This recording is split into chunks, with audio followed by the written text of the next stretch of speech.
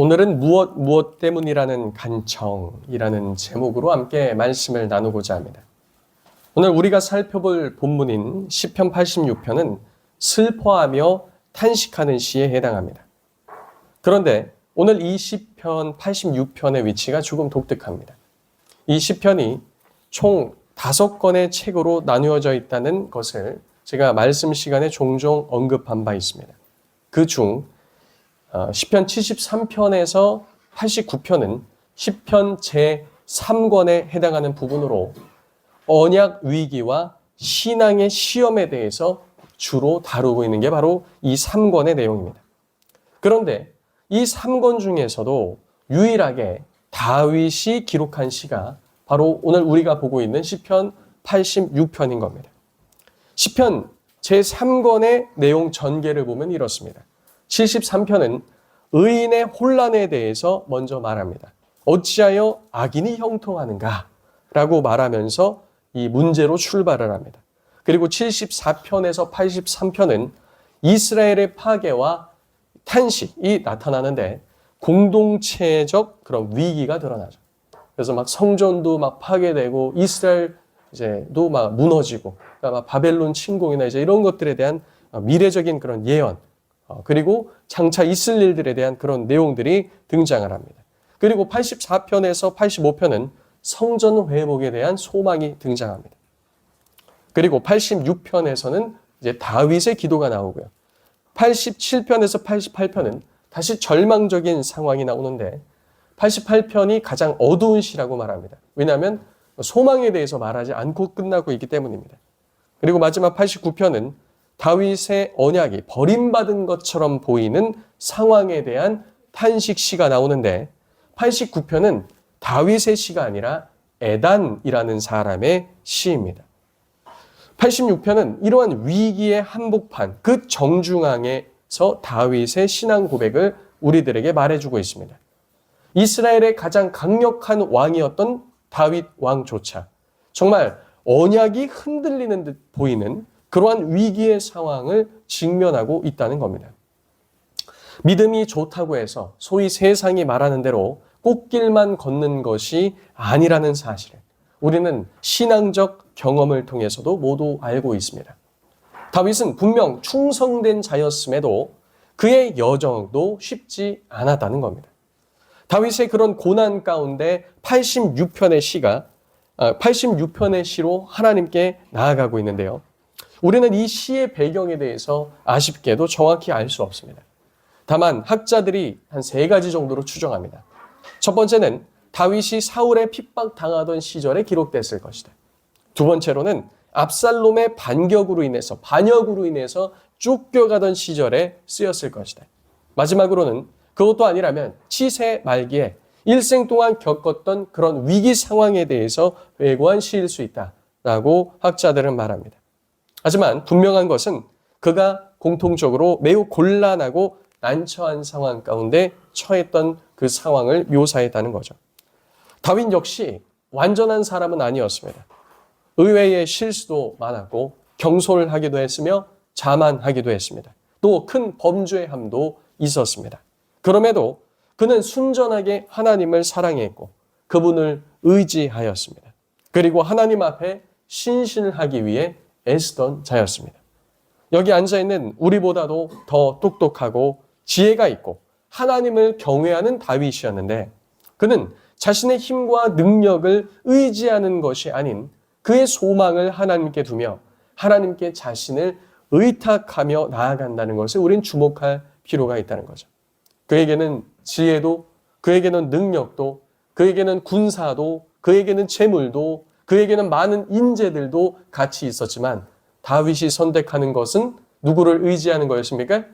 하나님을 의지하는 것이었다라는 거예요. 다윗도 선지자입니다. 다윗도 지혜자입니다. 그렇기 때문에 우리는 그와 같이 왕이자 선지자이자 지혜자인 다윗이 행한 바도 주목해서 볼 필요가 있다는 것이죠. 그가 정말 아무것도 할 수 없는 바보라서 하나님만 그렇게 의지한 것이 아닙니다. 그는 어떤 면에서 우리보다 더 뛰어난 자였지만 하나님을 의지하는 것 안에서 해답을 찾았다는 겁니다. 그럼 우리도 어디서 인생의 여러 문제 가운데, 상황 가운데 해답을 찾아야 하는지, 그리고 우리는 지금 어디서 해답을 찾아왔는지, 앞으로는 어디서 해답을 찾아야 할지, 이런 것들을 점검해 봐야 할 것입니다. 그러면 다윗은 왜 하나님을 의지함으로 해답을 찾는 것일까요? 우리가 이 말씀을 다룰 때 이스라엘의 문화권에서 종과 주인의 이 관계에 대해서 먼저 좀 생각해 보았으면 합니다. 이것이 그 답을 찾는 과정에 도움이 되기 때문입니다. 이스라엘에서 주인과 종은 같이 묶어서 생각하는 개념이었습니다. 다윗은 종으로서 현재 상황에 대해서 자신의 고백을 통해 지금 주인이신 하나님께 모든 걸 아뢰면서 나아가고 있다는 겁니다. 그 이유는 오직 주인 되시는 하나님만이 현재 상황을 핸들링 하실 수 있는 분이시기 때문입니다. 오늘 말씀의 제목이 무엇입니까? 다 같이 읽어볼까요? 시작! 무엇 때문이라는 간청. 이게 말씀의 제목입니다. 우리는 여러 상황과 환경 속에서 하나님을 의지하라는 말을 너무 많이 들어왔기 때문에 어떤 면에서 이러한 간구, 간청, 의지 이런 게 식상하게 들릴지 모르겠습니다. 그런데 다윗에게 있어서 그의 삶의 여러 가지 문제들은 실제였고 실전이었으며 어려운 상황 가운데 그는 하나님을 의지하는 것으로서 이 문제를 적용하며 해결해 갔다는 겁니다. SNS가 활발하게 확산되는 그런 시기부터 이 여러 유명한 그런 위인들 혹은 작가들, 운동선수들 이런 사람들의 명언이 회자되고 또 포스팅되고 공유되기도 합니다. 종종 회자되는 한 운동선수, 권투선수가 있습니다. 그 사람은 마이크 타이슨입니다. 자, 마이크 타이슨은 어떤 좀 유명한 명언을 남겼을까요? 한 번쯤 다 보셨을 거예요. 웃고 계신 분도 있는데. 누구나 무엇을 가지고 있다? 그럴싸한 계획을 가지고 있다. 무엇하기 전에?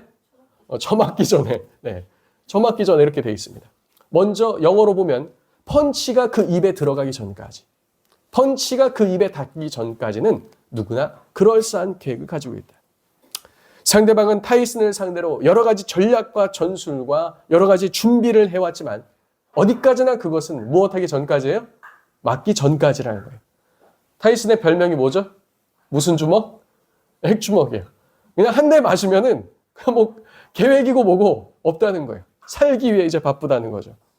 이번에도 미국이 이란을 폭격하였습니다. 하루도 되지 않아 어떻게 됐죠? 하메네이를 비롯한 모든 수뇌부가 제거되었습니다. 나름대로 그들은 미국에 대한 대응 전략을 가지고 있었습니다. 하지만 그것은 무용지물일 뿐이었죠. 뉴스에 보면 중동에 있는 미군 기지를 폭격한다고 했는데 그건 그냥 미국이 맞아준 겁니다. 맞아주니까 어떤 결과가 일어납니까? 그 미군 기지를 갖고 있는 중동의 여러 나라들이 이란에 선전포고를 했어요.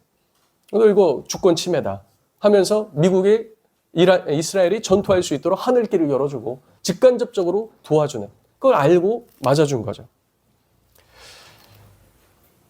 우리도 인생에 있어서 여러 계획들을 세워놓고 앞으로 나아가곤 합니다. 신앙과 믿음에 있어서 마치 액세서리처럼 저 뒤편에 둔 채, 필요하면 착용하는 그런 액세서리처럼 둔 채 자신의 힘과 능력으로 인생을 이렇게 저렇게 펼쳐 나갈 것이란 여러 계획들을 세우곤 합니다. 하지만 무엇하기 전까지요? 인생의 큰 펀치를 맞기 전까지.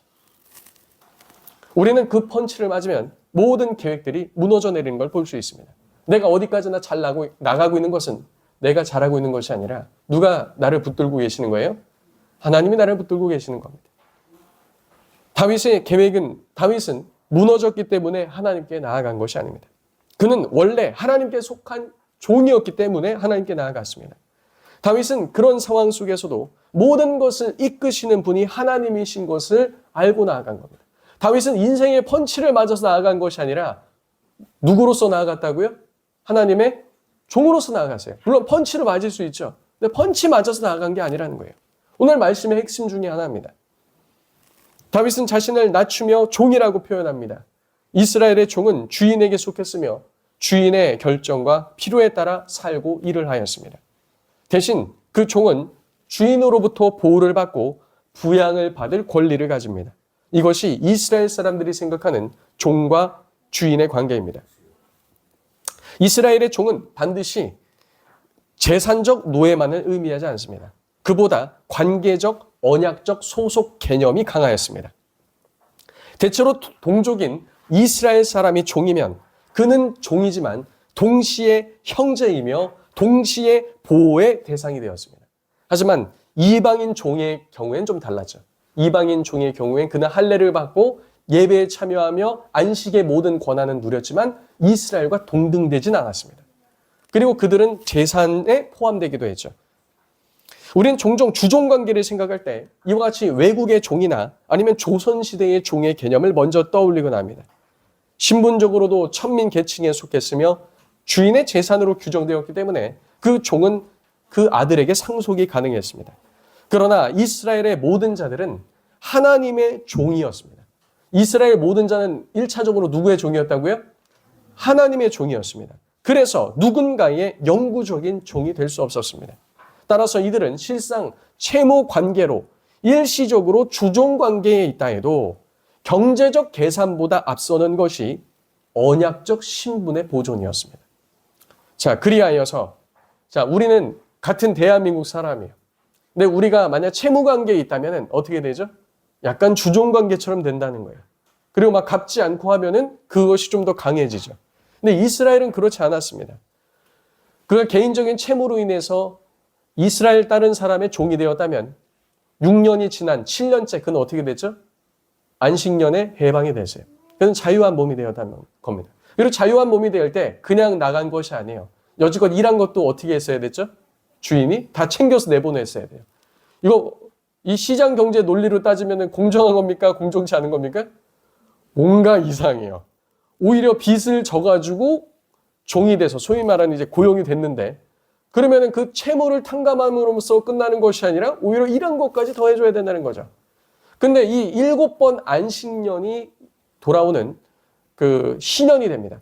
그러니까 안식년 같은 경우에는 개인에 관련된 거였어요. 그래서 내가 예를 들어서 2026년에 채무관계에 들어가서 종이 됐다. 그럼 6년 후에 해방돼요. 근데 희년은 국가적인 제도였습니다. 근데 만약에 내가 이제 종이 됐어요. 아무개씨의 종이 됐는데 내년이 희년이에요. 그럼 내년엔 어떻게 해야 되죠? 무조건 해방입니다. 왜냐하면 개인의 안식년보다 더 상위 개념이기 때문이에요. 그러면 우리가 시장경제 논리로 따지면 어떻습니까? 이 사람은 희년 다음에 종이 됐으면 몇 년 부려먹을 수 있어요? 6년. 근데 내년이 희년이에요. 근데 앞으로 만약에 6개월밖에 안 남았어요. 그럼 어떻게 되죠? 6개월밖에 못 쓴단 말이에요. 그럼 손해입니까? 손해가 아닙니까?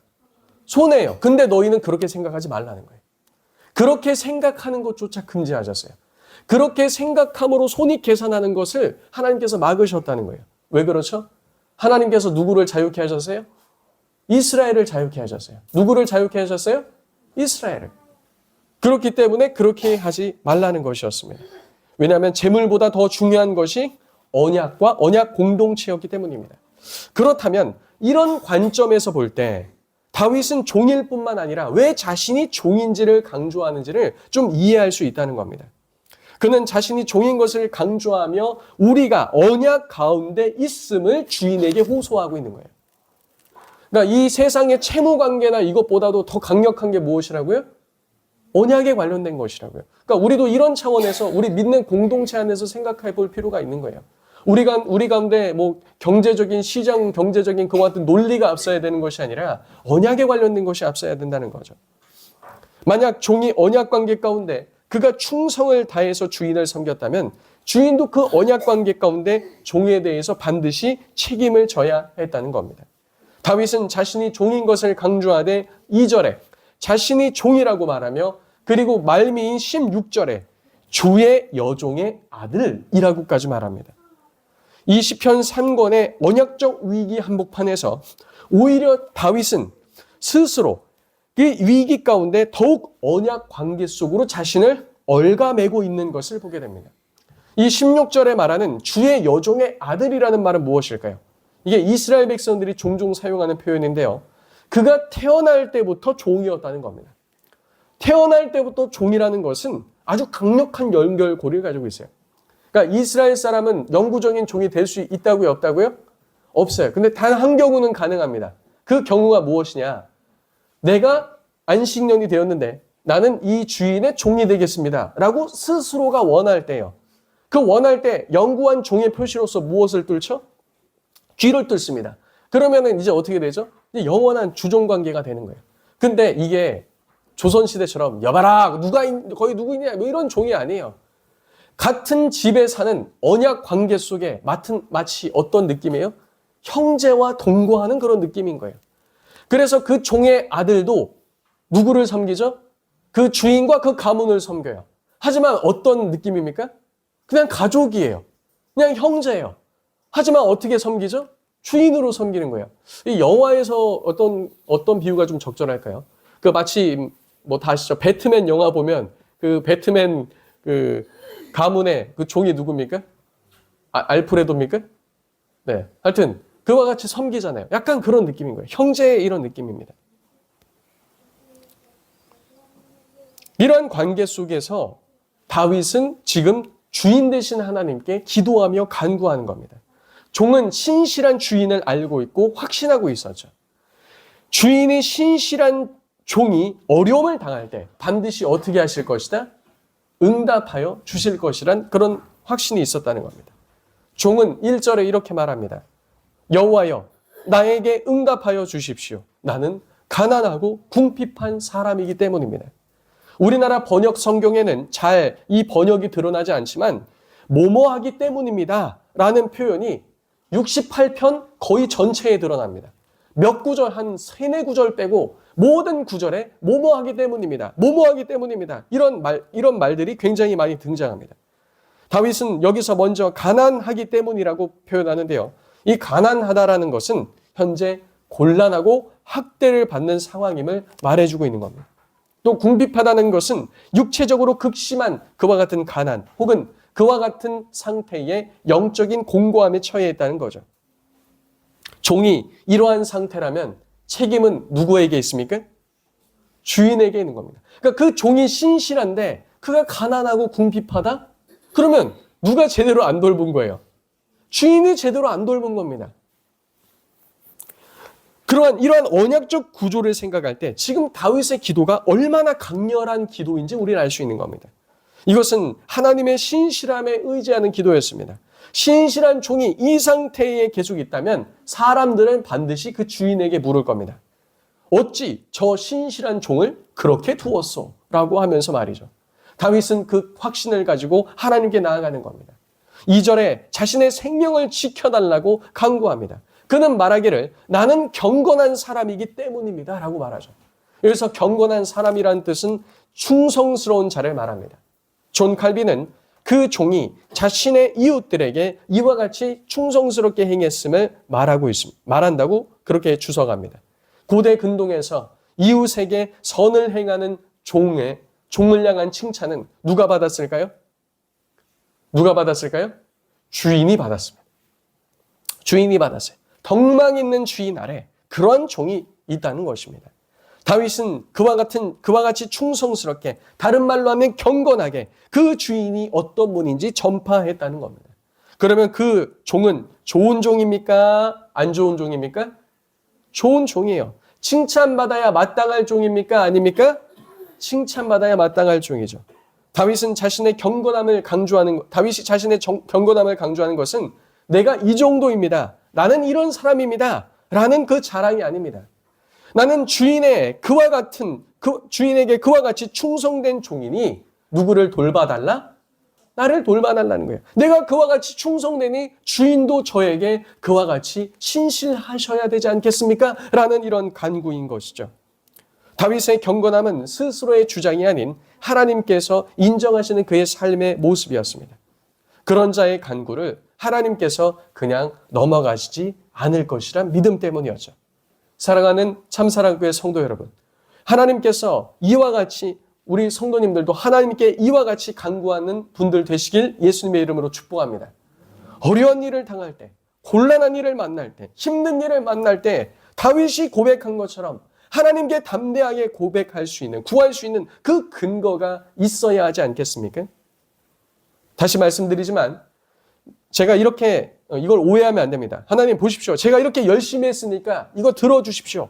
이런 거래와 같은 모습이 아닙니다. 그러니까 겉보면은 비슷해 보이는데 내용이 다른 거예요. 하나님 내가 이렇게 열심히 했잖아요. 이렇게 열심히 충성해 줬잖아요. 그러니까 들어주셔야죠. 막 이런 게 아니에요. 제가 종으로서 하나님 앞에 이렇게 하셨으니 언약 속에서 주는 나를 어떻게 하옵소서? 신실하게 기억하여 주옵소서. 지금 이런 간구인 것이죠. 3절의 원어를 보면 다윗은 한두 번 호소한 것이 아니라 종일토록 부르짖는 것을 알 수 있습니다. 그러니까 매 시간마다 이렇게 부르짖는 것이죠. 4절이 말하는 것처럼 주를 우러러보며 주께서 자신의 영혼을 기쁘시게 해달라고 말합니다. 우리는 이 본문을 보면서 감히 어디 종 따위가 주인에게 자신을 즐겁게 해달라고 말하는가 이렇게 오해할 수도 있습니다. 그런데 성도님들, 종에게 있어서 기쁨이란 무엇이겠습니까? 주인이 종을 위해서 큰 잔치를 벌여서 그렇게 마음의 기쁨을 안겨달라는 그런 뜻일까요? 그것이 아닙니다. 종에게 있어서 기쁨이란 충성된 종에 대한 인정입니다. 너 참 충성되구나. 그리고 주인의 격려입니다. 너 참 잘하고 있구나. 그리고 주인의 돌봄입니다. 너 참 어려움 당하고 있었구나. 이것을 알아주는 것이 누구의 기쁨입니까? 종의 기쁨이라는 거예요. 그래서 그와 같이 하나님이여 나를 알아주시고 내가 지금 이 어려움 당하는 이 상황을 돌봐주옵소서 간청하는 것이죠. 5절에는 놀라운 이 구절이 나옵니다. 이것은 신의 산의 용어가 등장한 겁니다. 주인이 선하심과 그리고 사제에 대한 이야기가 나오죠. 어떻게 보면 뜬금없어 보일 수 있습니다. 그런데 시편 86편도 이 출애굽기 34장에 그 말씀을 차용하고 있다는 겁니다. 그러나 주인이 얼마나 좋으신 분인지를 지금 말하고 있습니다. 종은 완벽하지 못하고 완전하지 못하여 실수를 저지를 수도 있습니다. 그럼에도 불구하고 종이 주인을 의지할 수 있는 것은 그 주인은 허물을 덮어주시고 사해 주시기를 즐거워하시는 분이시기 때문입니다. 그 주인은 선하시기 때문에 기꺼이 용서하실 뿐 아니라 사하시는 것을 어떻게 하신다고요? 즐거워하신다는 거예요. 그러니까 종이 실수하면 나 이제 주인한테 큰일 났다 깨지겠다가 아니라 어떻게 나아갈 수 있는 거예요? 그래도 담대하게 나아갈 수 있는 거예요. 주인은 인자하고 선하신 분이시기 때문에 그렇죠. 또 그렇게 부르짖는 종에게 긍휼함과 긍휼하심이 후하셔서 그를 돌보신다는 겁니다. 그 종은 6절에서 7절과 같이 어려운 상황과 환경 가운데서 그래서 주인에게 간구하되 환난 날에 끊임없이 부르짖는 겁니다. 다윗은 이제 이와 같은 부르짖음을 넘어 하나님을 찬양합니다. 왜냐하면 그 주인과 같은 분이 없으며 그 주인의 은혜와 같은 그 사람이 없기 때문입니다. 그와 같이 은혜가 풍성한 하나님이 없으시기 때문이죠. 이런 절박한 상황 속에서 그는 8절과 같이 신들 중에 주와 같은 분이 없다고 찬양합니다. 또 모든 민족이 와서 주께 경배하며 영광을 돌릴 것이라 말하죠. 다윗은 1, 2절에 말했던 자신의 상황이 여전히 해결되지 않은 채 그럼에도 불구하고 하나님께서 지금 자신에게 행하시는 기이한 구원에 대해서 찬양하고 있는 겁니다. 사실 다윗에게는 모든 상황이 여전히 꽉 막혀 있습니다. 죽음의 공포와 헤쳐나가야 할 미래가 산적한 가운데 그는 심리적으로나 상황적으로 답답하고 힘든 상황 가운데 있다는 겁니다. 그럼에도 오히려 그는 무엇이라 말하는가? 11절과 같이 주의 도를 내게 가르치소서라고 간구한다는 거죠.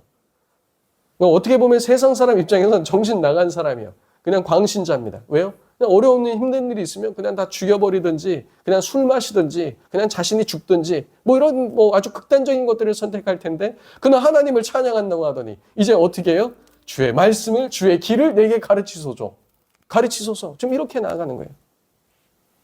이런 상황 속에서도 주님의 뜻이 어디 있는지를 알길 간구한다는 겁니다. 우리가 지난주까지 보았던 이스라엘 백성들과의 모습을 한번 비교해 보십시오. 이스라엘 백성들은 어땠습니까? 문제만 있으면 어떻게 했죠? 화냈습니다. 원망했습니다. 불평했습니다. 그게 그냥 사람의 모습이에요. 그냥 일반적인 사람의 보통의 모습입니다. 근데 다윗은 어땠어요? 오히려 언약이 흔들리는데 그 언약에 누구를 묶어요? 자신을 더 깊이 묶어요. 지금 그럴 상황이 아닌데 한가롭게 하나님을 찬양하고 있어요. 사실 한가롭지 않죠. 속에서는 지금 두렵고 떨리고 그렇겠죠. 그러면 하나님 찬양하고 있어요. 그리고 긴박한 상황 속에서 주의 뜻이 길이 어디 있는지 내게 알게 하옵소서. 보통 제정신이 아니죠. 상황과 환경은 비록 언약을 흔드는 것 같이 보여도 다윗이 선택한 것은 하나님만 믿겠다는 것이었습니다. 이것이 12, 13절에 다시 우리에게 확인시켜 줍니다. 주 나의 하나님이여 내가 전심으로 주를 찬송하고 영원토록 주의 이름에 영광을 돌리오리니. 상황이 안 좋은데 영광을 영원토록 돌린다고 말합니다. 이는 내게 행하신 주의 인자하심이 크사 내 영혼을 깊은 수월에서 건지셨음이니라. 지금 인자하심이 크다, 긍휼하심이 크다, 나를 건지셨다 라고 말하고 있습니다. 다시 말씀드리지만 아직 하나님은 다윗을 건지지 않은 상황입니다. 그런데 하나님께 찬양을 이렇게 올려드리고 있는 거죠. 그 이유는 하나님의 인자하심 때문이라고 말합니다. 다윗은 깊은 수월에서 내가 건짐을 받았습니다. 그러니까 과거형이에요. 이미 받았습니다. 지옥과 같은 상황에서, 환경에서, 아주 깊은 그 밑바닥과 같은 환경에서 나를 건지셨습니다. 근데 실제로 상황이 건지셨어요? 안 건지셨어요? 안 건지셨어요. 근데 건졌다고 말해요. 그러니까 보통 제정신이 아닌 것처럼 보이죠. 그는 이전에 구원을 회상하며 그동안 동일하게 일하신 하나님을 붙들고 있는 겁니다. 과거에도 하나님은 다윗을 붙드셨습니까? 안 붙드셨습니까? 붙드셨어요. 그럼 앞으로도 어떻게 하실 겁니까? 붙드실 거예요. 우리도 삶에 하나님께서 우리 지난날을 보면 많이 붙드시고 건지신 줄로 믿습니다. 그럼 앞으로도 어떻게 하실 거예요? 그렇게 할 거예요. 이스라엘도 출애굽에서 가나안 땅까지 가는 동안에 계속 건지셨습니까? 안 건지셨습니까? 건지셨어요. 근데 이스라엘은 어떻게 했죠? 어떻게 했어요? 원망하고 불평하고 하나님을 모욕했어요. 어떻게 할 거냐 이거예요. 그러니까 과거의 일은 미래가 새롭게 다가오면 과거의 일은 우리는 잊고 이 일들이 너무 크고 새롭게 여겨진다는 거예요. 근데 믿음의 선배들은 어떻게 했다고요? 과거의 일을 보면서 앞으로도 이미 그렇게 하실 것을 찬양했다고요. 이게 광야에서 이스라엘 백성과 다윗의 차이점이에요. 그럼 우리는 어떻게 가야 될까요? 하나님께서 해결해 주시는데 또 새로운 일이 올 때 또 원망하고 불평하고 또 해결되고 또 원망하고 불평하고 또 해결, 그렇게 자꾸 해야 될까요? 아니면은 그 상황 속에서 그냥 세상 사람들 보기에는 혹은 믿음이 없는 사람들 보기에는 약간 좀 살짝 맛이 갔거나 아니면 약간 광시자처럼 보인다 할지라도 전적인 하나님의 은혜에 나는 의지합니다. 상황과 환경은 전혀 개선되지 않았지만 주를 믿습니다. 어떤 편을 택하면서 나아갈 것인가? 지금 다윗은 자신의 삶을 통해 우리에게 도전한다는 겁니다. 이 상황에서 다윗은 시편 86편 15절에 출애굽기 34장에서 말하는 여호와의 자기 선언을 다시 언급하고 있습니다. 모세가 약속의 땅을 앞두고 있습니다. 그런데 그 모든 언약이 흔들리는 것처럼 보여요. 여지껏 광야에서 처음 다시 시내산에 출발 전에 금송아지 사건이 있었고, 그리고 하나님께서 성막 주신 다음에 5, 6개월 후에 다시 출발했는데 그 11일의 여정 동안에 무엇이 있었어요? 계속 흔들리는 일이 있었죠. 가나안 땅 앞에 도착했는데 이제 뭐예요? 돌아가자라고 하면서 막 뭐 이상한 일들 다 해요. 하나님께서 야, 쓸어버리고 모세 너 통해서 다시 할게. 막 이런 지금 절체절명의 막 위기의 상황이 있는 겁니다. 그때 모세는 어떤 기도를 드렸죠? 출애굽기 34장에 여호와의 자기 선언, 은혜로다, 은혜로다, 은혜롭고 자비롭고 노하기를 더 그거를 하나님 앞에 기도로서 하면서 나아가지 않았습니까? 지금 다윗도 그런 상황이라는 거예요. 그런 상황. 그런 상황 속에서 그가 꺼낸 카드가 무엇이라고요? 출애굽기 34장에 하나님의 자기 선언이라고요. 다윗은 이러한 상황 속에서 15절을 말합니다. 우리 다 같이 15절, 36장 15절 다 같이 읽어보겠습니다. 시작. 그러나 주여 주는 긍휼히 여기시며 은혜를 베푸시며 노하기를 더디하시며 인자와 진실이 풍성하신 하나님이 시오니 아멘. 근데 이것을 원어로 보면 어떻게 시작하는 줄 아십니까? 원어로 보면 그러나 주여 주는 하나님이 시오니 이렇게 시작해요. 다시 한번요. 그러나 주여 주는 누구시다? 하나님이 시오니. 하나님 언약이 흔들리는 것 같고 상황이 흔들리는 것 같고 마치 다윗을 버리는 것과 같은 이와 같은 위기 가운데도 그러나 주여 하나님은 주는 누구시다? 하나님이시오니. 근데 그 하나님은 어떤 하나님이세요? 긍휼히 여기시며 은혜를 베푸시며 노하기를 더디하시며 인자와 진실이 풍성하신 하나님이시오니. 상황과 환경이 그렇다 할지라도 주여 주는 하나님이시오니. 상관없다는 거예요. 나의 마음은 떨리지만 하나님은 변치 않으신다는 거예요. 하나님은 언약을 성실히 지키시고 끝까지 돌보시며 돌보시는 분임을 확고하게 믿고 나아가는 겁니다. 영원히 변치 않는 자비로우신 하나님이시라는 것을 믿고 나아가는 것이죠. 다윗은 16절에 더 나아가 무엇이라고 말합니까? 서두에 말한 것처럼 나 주의 종 다윗은 그렇게 나면서부터 당신의 종이오니 구원의 표적을 보이시고 이 모든 상황과 환경 가운데서 건지심을 보이시며 주께서는 자신의 원수로부터 그리고 여러 어려움으로부터 지키시고 보호하시며 위로하시고 동정하시고 친근히 여기시며 도우시는 분인 것을 16절과 17절에 고백하고 있는 겁니다. 얼마나 역설적이면서 강력한 간구입니까? 사랑하는 성도님들, 우리는 이 말씀을 통해 어떤 위로를 받을 수 있습니까?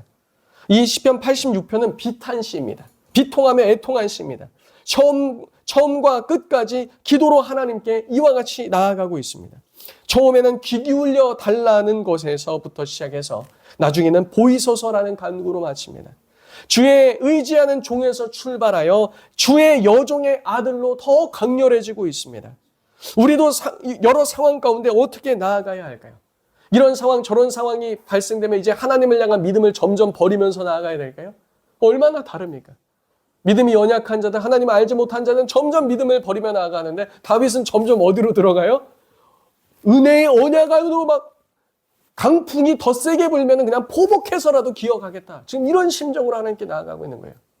상황과 환경이 나를 하나님께 나아가지 못하게 만들어도 어쨌건 나는 주님 앞에 나아가겠다. 이런 심정인 것이죠. 우리에게 필요한 것은 무엇일까요? 다윗이 그냥 한가하고 시간이 많아서 이렇게 기도하는 것일까요? 그렇지 않습니다. 어떤 면에 있어서는 그래서 바쁜 현대인들에게 필요한 것은 과학이 발전한 이 시대를 살아가는 우리에게 필요한 것은 높은 효율성을 따지는 이 시대에 우리에게 필요한 것은 다윗이 하나님께 나아가면서 올려드렸던 이와 같은 기도가 아닌가, 이와 같은 기도의 시간이 아닌가라는 생각이 듭니다. 다윗은 어려움을 만난 자의 본이 어떠해야 하는지를 우리들에게 보여주고 있는 겁니다. 다윗은 이러한 상황 속에서 무엇 때문에 간청하였습니까? 하나님과 그 자신이 맺은 언약을 근거로 해서 간구했습니다. 오히려 이러한 상황 속에서도 하나님을 마음 다해 높이며 경외하겠다고 말합니다. 다윗은 칼을 들고 쫓아오는 자들에게 둘러싸여 있습니다. 성도님들은 오늘 무엇인가 우리 삶도 심하게 쫓아오는 그런 상황 가운데 둘러싸여 있지 않습니까? 우리 현대인들은 무엇에 쫓겨가고 있습니까? 시간에 많이 쫓깁니다. 또 무엇에 쫓길까요? 성과에 쫓깁니다. 또 효율성에 쫓깁니다. 그리고 뒤처질까 봐 쫓깁니다. 요즘은 가성비를 넘어 시성비라고 말하죠. 시간이 최고의 차원입니다. 이것은 세상의 눈으로 보면 우리가 하나님께 드리는 예배와 기도의 시간들, 하나님께 나아가면서 간구하는 시간들 얼마나 비효율적이고 어리석어 보일지 모르겠습니다. 세상은 이렇게 말할 것입니다. 야, 너희들 이렇게 각박한 세상 가운데 열심을 내며 쉴 틈 없이 빠르게 살아도 쉽지 않은데 그렇게 하나님께 나아갈 시간이 있는가? 오히려 너의 삶에 어렵고 문제가 있다면 더 열심히 뛰어야 되는데 하나님께 나아가 간구할 시간이 있는가? 세상 사람들은 시간이 부족하다. 그리고 이어지는 프레임이 예배는 부담이다. 신앙은 희생이다. 라고 생각하게 만들 것입니다. 그리고 그렇게 주장할 것입니다. 그러나 시편 86편은 완전히 거꾸로 말합니다. 우리는 무엇이 단지 힘들기 때문에 하나님께 나아가는 것이 아니라 우리가 하나님께 속한 자이기 때문에 나아간다는 겁니다. 우린 누구에게 속했다고요? 하나님께 속했기 때문에. 그 다윗이 인생의 쓴맛을 얻어맞고 하나님께 나아가는 중이 아니에요. 원래 그는 종이었기 때문에 누구에게 나아가는 거죠?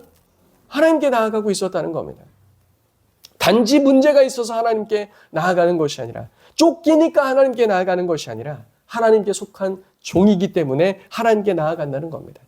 그의 기도의 근거는 상황이 아니었습니다. 언약이었습니다. 그러니까 나는 가난하고 궁핍하다, 어려움 당하다 이게 나는 이렇게 불쌍하기 때문에 돌봐주십시오가 아니에요. 그건 다 무엇을 근거했어요? 언약이요. 나는 이런 상황 속에 있는 신실한 종입니다. 주여, 주인이시여. 언약에 근거한 것이었어요. 그렇다면 우리도 무엇 때문에 간청해야 합니까? 세상 사람들은 먹고 살아야 하기 때문에, 성공해야 하기 때문에, 뒤처지면 안 되기 때문에 세상 신에게 그렇게 기도하며 성공을 향해 달려가지만, 따라해 봅시다. 나는 주의 종이기 때문입니다. 주는 인자하시기 때문입니다. 주는 언약에 신실하시기 때문입니다. 이게 다윗의 간구였어요. 똑같은 문제 상황 가운데도 그냥 문제들 나열하지 않았다는 거예요. 간청의 근거가 다른 것입니다. 우리는 무엇을 근거로 하나님께 나아가고 있습니까? 마지막으로 그 간구를 하고 있는 우리는 어떤 자입니까? 다윗은 주의 종, 주의 여종의 아들이라는 것을 두 번이나 강조하며 말하죠. 하나님 안에 나의 위치가 어디인가를 지금 말하고 있는 겁니다. 우리는 하나님의 은혜를 믿는 예배자인 줄로 믿습니다.